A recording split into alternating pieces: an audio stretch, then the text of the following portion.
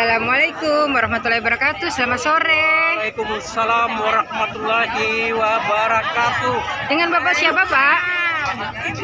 Nama aku Hermani. Oh, Bapak Hermani. Sehat selalu ya, Bapak Hermani. Alhamdulillah. Bapak Hermani, kita kan sekarang sedang berada di Gelora Bung Karno. Tadi kita sudah menyaksikan deklarasi dari calon Presiden Indonesia, Republik Indonesia, Bapak Haji Anies Baswedan. Ya. Nah, ini tipe-tipe, kalau boleh saya tahu, bertanya kepada Bapak, tipe presiden yang idola untuk Bapak itu tipenya apa, Pak? Karena kita, terima kasih ya, karena kita punya pedoman hidup teladan Nabi Muhammad. Menurut agama itu ada 4, yang tabligh, patana, apa namanya, tabligh, Sidik. amanah, sidik, dan patunah, yaitu yang sebagai acuan. Nah, kembali kepada yang kita harapkan untuk menjadi presiden di Indonesia ini, kita semuanya tahu Republik ini sudah dihancurkan di semua elemen, di semua instrumen ketatanegaraan. Oleh karena itu perlu mencari sosok presiden yang takut dengan Tuhan. Siapa yang takut? Dari beberapa calon yang ada pada saat ini, yang kita hadiri pada hari ini, yang pidato apel siaga perubahan yang dibawakan calon presiden kita, itu punya karakteristik, punya karakter untuk memperbaiki negara yang sudah hancur. Beliau punya segalanya. Orang yang punya gen jiwa kepahlawanan, dan beliau sejak remaja sudah berprestasi. Seakan-akan sosok beliau dipersiapkan oleh Allah untuk menjadi pemimpin atau imam di Republik ini. Itu menurut saya, karena dia punya visionary leadership, problem solving terhadap problem-problem yang ada sekarang, dan orangnya ramah, muda, berwibawa, karismatik, dan tutur bahasanya beretika dan beradab. Tua dituakan, yang muda dimudahkan. Jadi semua elemen, semua level strata kemasyarakatan itu mereka atau beliau punya itu semua. Nah, itu yang menurut saya, ya. Baik, Pak. Jadi Bapak sudah mantap sekali dengan calon presiden kita, Bapak Haji Anies Baswedan. Itu sudah pasti, karena aku sudah 16 tahun lebih pensiun yang sering membaca baik surat kabar, medsos, perpolitikan, hukum, dan politik. Aku punya satu kesimpulan, tingkat cara pikir aku pada saat sekarang ini adalah kalau NKRI masih diberkati Allah untuk menjadi negara kesatuan Republik Indonesia, pasti yang dipilih Anies Rashid Baswedan. Kalau Allah tidak merestui NKRI yang ada sekarang ini, maka yang menjadi presiden adalah Prabowo atau Ganjar. Jadi penentuan umat Islam pada saat sekarang ini disatukan tekad kebulatan, ada persatuan, perjuangan dengan mengedepankan roh jihad bersama untuk membela negara itu. Ya, Kenapa negara harus dibilang? Karena negara kita ini sudah rusak diintervensi. Semua sumber daya alam, hanya 3 orang sudah menguasai lebih 60% kekayaan alam Indonesia. Kita ini sudah terang-terangan para ulama dikriminalisasi, yang katanya mayoritas Islam tidak berdaya sama sekali. Oleh karena itu saya himbau para ulama sebagai panutan masyarakat dan para ulama warasatul anbiya, pewaris Nabi, memberikan contoh. Ada kesatuan narasi cara berceramah.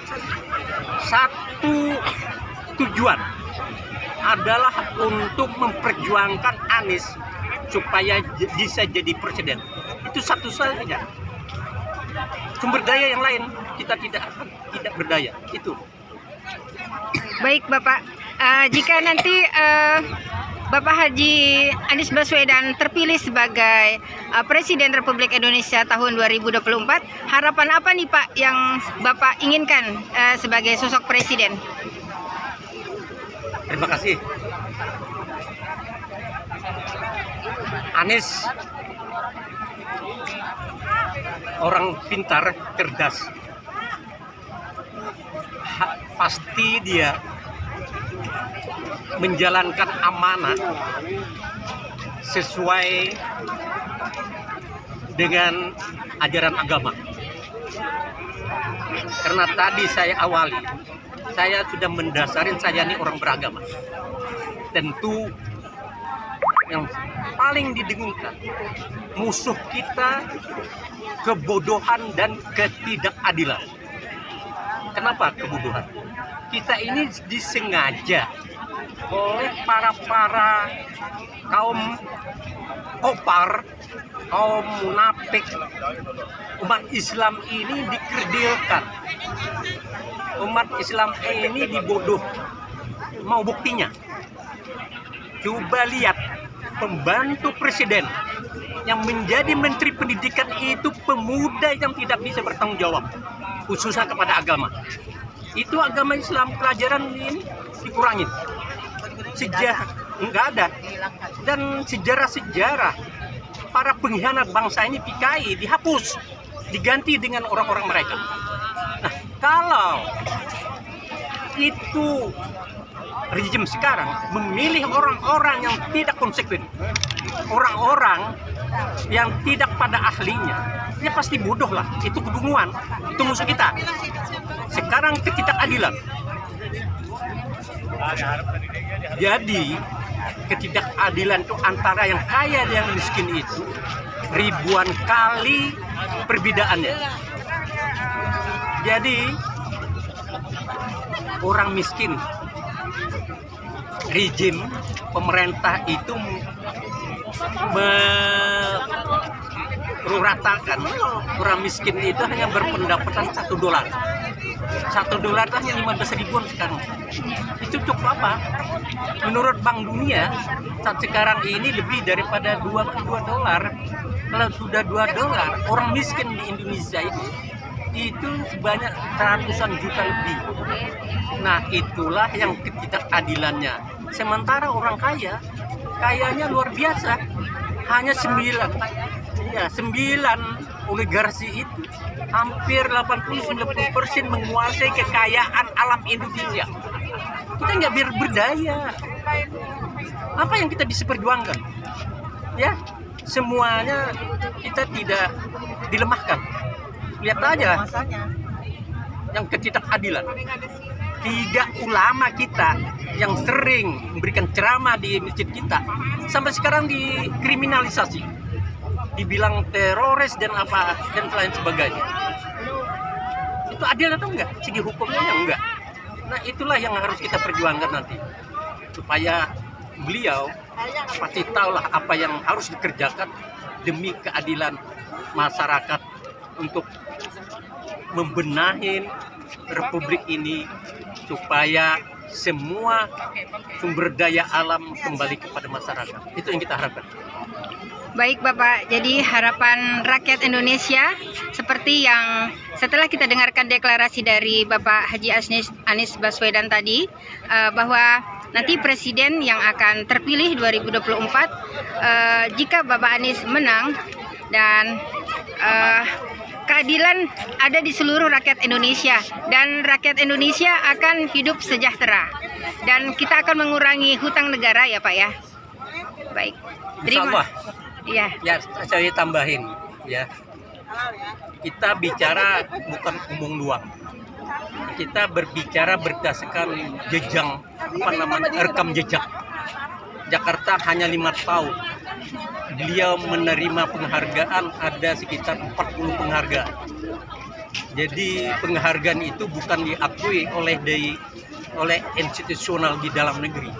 Bahkan luar negeri pun mengakui atas prestasi yang beliau laksanakan. Jadi itulah bukti nyata, kita tidak omong. Marilah kita perbandingkan rekam jejak yang calon-calon lain yang pernah memimpin dalam lembaga kementerian atau jadi gubernur juga. Teliti aja apa keberhasilan mereka. Itu kita bisa membandingkan. Makanya kita harus memilih, kita bukan memaksa.